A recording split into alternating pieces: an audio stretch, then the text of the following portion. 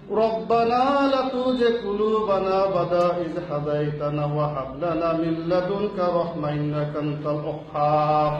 সামাজিক যোগাযোগ মাধ্যম ফেসবুক এবং টিভির পর্দায় বেশ পরিচিত একটি মুখ সাবেক সংসদ সদস্য গোলাম মাওলা রনি। বিভিন্ন বিষয়ে মন্তব্য করে তুমুল আলোচনায় থাকেন তিনি। বিভিন্ন টিভির টক শোতে তার উপস্থিত চোখে পড়ার মতো। অন্যদিকে শেখ হাসিনা সরকারের বিভিন্ন অনিয়মের বিরুদ্ধে কন্টেন্ট তৈরি ও প্রচার করে তুমুল জনপ্রিয় আমেরিকা প্রবাসী সাংবাদিক ইলিয়াস হোসাইন। সম্প্রতি সাংবাদিক ইলিয়াস হোসাইন গোলাম মাওলা রনি শিরোনামে একটি ভিডিও তৈরি করে ইউটিউব মাধ্যমে ছেড়েছেন। ভিডিওটি শেয়ার করার পর মুহূর্তে সেটি ভাইরাল হয়ে যায়।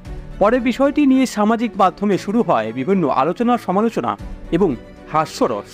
এতেই বেজায় চটেছেন গোলাম মাওলা রনি। ক্ষুদ্র প্রতিক্রিয়া জানানোর পাশাপাশি সাংবাদিক ইলিয়াস হোসাইনকে প্রকাশ্যে অভিশাপ দিয়েছেন তিনি।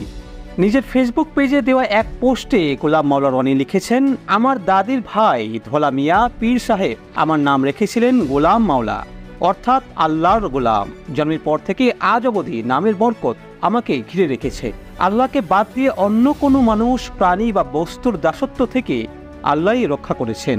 সম্প্রতি আমেরিকা প্রবাসী সাংবাদিক জনাব ইলিয়াস হোসাইন গোলাম মাওলা রনি শিরোনামে একটি ভিডিও তৈরি করে সামাজিক যোগাযোগ মাধ্যমে ছেড়েছেন। তিনি আমাকে আল্লাহর গোলামের পরিবর্তে ময়লার গোলাম বা আবর্জনার কৃতদাস হিসেবে অবহিত করেছেন। জনাব ইলিয়াসের সঙ্গে আমার কোনো পরিচয় নেই, তার সঙ্গে প্রত্যক্ষ বা পরোক্ষ কোনো স্বার্থ, নীতি, নৈতিকতার দ্বন্দ্বও নেই।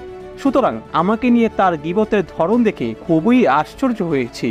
আমি সবসময় আল্লাহর ওপর ভরসা করি এবং যত নিবেদন তা আল্লাহর নিকটই পেশ করি।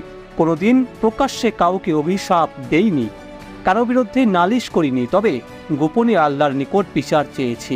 আজ এই প্রথম আমি আমার আল্লাহকে হাজির নাজির জেনে প্রকাশ্যে বললাম, ইয়া রব, আমার মালিক, তোমার নিকট বিচার চাই।